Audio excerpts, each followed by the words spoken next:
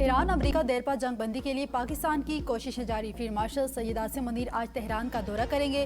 ایرانی news agency ارنا کے مطابق وزارت خارجہ کے ترجمان اسماعیل بقائی نے کہا ہے کہ دورے کا مقصد دو طرفہ تعاون کو مزید مضبوط بنانا ہے۔ فیلڈ مارشل سید عاصم منیر کا دورہ خطے میں امن و سلامتی کے فروغ کے لیے پاکستان کی کوششوں کا تسلسل ہے۔ دورے کے دوران باہمی دلچسپی کے امور اور دو طرفہ تعاون کے فروغ پر تبادلہ خیال کیا جائے گا۔ فیلڈ مارشل سید عاصم منیر اور ایرانی وزیر خارجہ عباس عراقچی کے درمیان ٹیلی فونک رابطہ بھی ہوا، جس میں علاقائی صورتحال اور جنوبی ایشیا میں امن و استحکام کے حوالے سے بات چیت کی گئی۔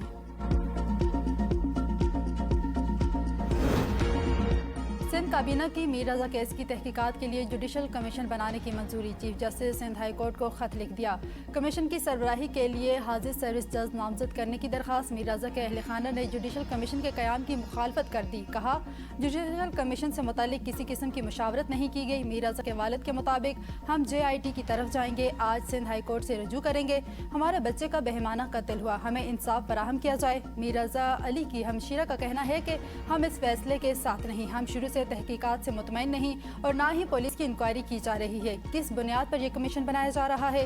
وکیل جبران ناصر نے کہا، پولیس آج مجسٹریٹ کے سامنے تفتیشی رپورٹ پیش کرے گی۔ رپورٹ پیش کرنے سے قبل حکومت سے عدالتی کمیشن کیوں تشکیل کیا؟ انکوائری کی TORs کو بھی تاحال عام نہیں کیا گیا۔ پولیس افسران کے مجرمانہ رویے کی تحقیقات کیوں نہیں ہو رہی؟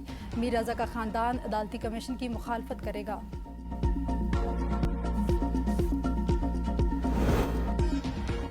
راولپنڈی حنا جاوید قتل کیس میں گرفتار 2 ملزمان مجسٹریٹ کی عدالت میں پیش۔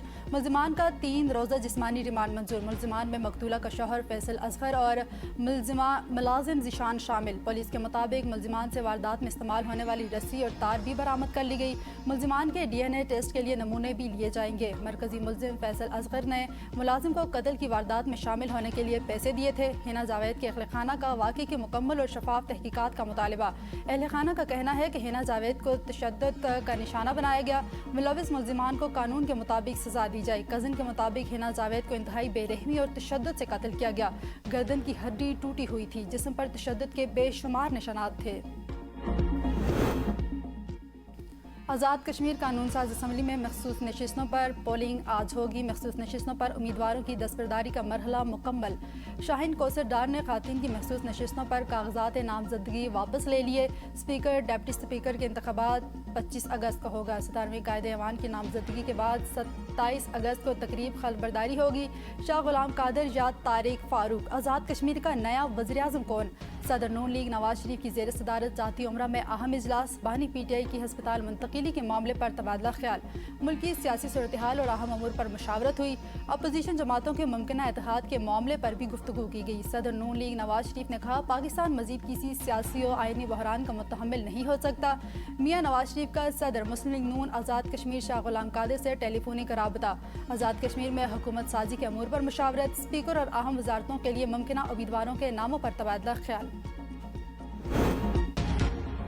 حقیقی آزادی کی جدوجہد کو منطقی انجام تک پہنچائیں گے۔ 27 سپتمبر لانگ مارچ آزادی کی جدوجہد کا تسلسل ہے، کارکن بھرپور تیاری کریں۔ وزیر اعلیٰ خیبر پختونخوا سہیل آفریدی کا بونیر میں کارکنوں سے خطاب۔ کہا، بانی کی آزادی کے لیے 27 سپتمبر کی لانگ مارچ کی کامیابی کے لیے پرامید ہیں۔ موجودہ نظام عوام کو ان کے بنیادی حقوق دینے میں ناکام ہو چکا ہے۔ اس نظام میں بنیادی تبدیلی ضروری ہے۔ بونیر کے عوام کے مسائل کو ترجیحی بنیادوں پر حل کرنے کے لیے صوبائی حکومت ہر ممکن اقدامات کرے گی۔ آئین پر عمل درآمد نہ ہونا حکمرانوں کی غفلت۔ اپوزیشن پارلیمنٹ کے اندر مشترکہ موقف اختیار کرے تاکہ خرابیاں پیدا نہ ہوں۔ مولانا فضل الرحمان کا پشاور میں ورکر کنونشن سے خطاب۔ کہا، ہم چیزوں پر اصولی اختلافات کر رہے ہیں، کسی کو گالی تو نہیں دے رہے۔ علماء کی جدوجہد سے آئین طے ہوا۔ اپوزیشن لیڈر سے ملاقات میں پارلیمنٹ کے اندر مشترکہ نکات پر اتفاق کی ضرورت پر زور دیا۔ دشمن کے مقابلے میں دفاعی قوت کی ضرورت ہوتی ہے، جو قوت عوام کے اختیار میں ہے، وہ اسے حاصل کریں۔ صدر مملکت آصف علی زرداری نے سعودی سفیر کی الوداعی ملاقات۔ عوامی محبت و تعاون پر اظہار تشکر۔ صدر مملکت نے سعودی سفیر کی جانب سے پاکستان اور سعودی عرب کے درمیان دیرینہ تعلقات کو مضبوط بنانے کے لیے جانے والی کوششوں کی سراہا۔ کہا، پاکستان سعودی عرب کے ساتھ اپنی آزمودہ دوستی اور شراکت داری کو انتہائی اہمیت دیتا ہے۔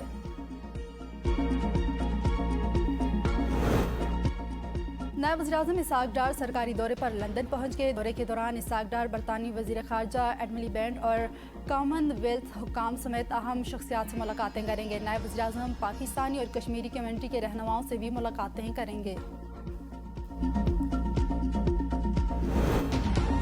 चेयरमैन सेनेट से कतर के आला सतह के वफ़द की मुलाकात। यूसुफ रज़ा गिलानी की कतई सरमायाकारों को पाकिस्तान में सरमायाकारी की दावत। कहा, तिजारत, सरमायाकारी, समाजी तावन बढ़ाना ज़रूरी है। मुस्लिम ममालिक में इत्तेहाद, इस्तेहकाम के फ़रोग़ में मक्का मुआहिदा अहम पेशरफ्त है। पाकिस्तान अमन, मुकालमे, तावन के फ़रोग़ के लिए तामीरी किरदार अदा कर रहा है। कतरी वफ़द से पुरतपाक मेज़बानी पर चेयरमैन सेनेट का शुक्रिया अदा किया। कतरी वफ़द की पाकिस्तान में सरमायाकारी के मौक़े तलाश करने में दिलचस्पी का इजहार। मुस्लिम लीग नून आज़ाद कश्मीर पार्लिमानी पार्टी का शाह गुलाम कादर की ज़ेर सदारत इजलास। नवाज शरीफ की क़यादत पर भरपूर एतमाद का इजहार। आज़ाद कश्मीर में आईनी और कानून की बालादस्ती यकीनी बनाने के अज़म। कश्मीर बनेगा पाकिस्तान के नज़रिए पर कारबंद रहने का आदा। फील्ड मार्शल सईद आसिम मुनीर की क़यादत में पाक फ़ौज के इक़दामात की मुकम्मल हिमायत का ऐलान। आज़ाद कश्मीर में रुके हुए तामीर और तरक्की के अमल को दोबारा बहाल करने का फैसला।